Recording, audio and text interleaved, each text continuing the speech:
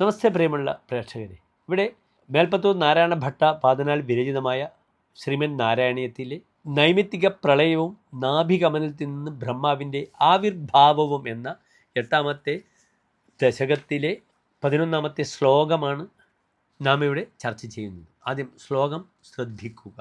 തദേതദംഭോരുഹ ഗുഡ്മളം തേ കളേബരത്തോയ പഥേ പ്രരൂഢം ബഹിർനിരീതം പരിതസ്ഫുരദ്ഭിഃ സ്വധാമബിർധ്വാന്തമലം ന്യഗൃന്ദത്. ഇനി ശ്ലോകത്തിൻ്റെ പദച്ഛേദം ശ്രദ്ധിക്കൂ. തത് ഏതത് അംഭോരുഹ ഗുഡ്മളം തേ കളേബരാത് തോയപഥേ പ്രരൂഢം ബഹിഃ നിരീതം പരിതഃ സ്ഫുരദ്ഭിഃ സ്വധാമഭിഃ ധ്വാന്തം അലം ന്യഗൃന്ദത്. ഇനി പ്രസ്തുത ശ്ലോകത്തിൻ്റെ അന്വയം ശ്രദ്ധിക്കുക.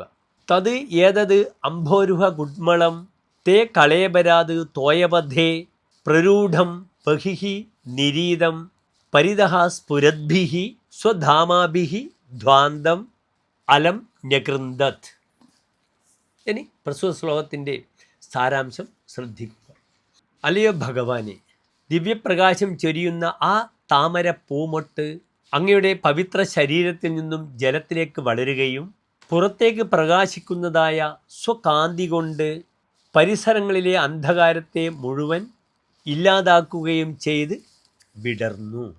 നന്ദി.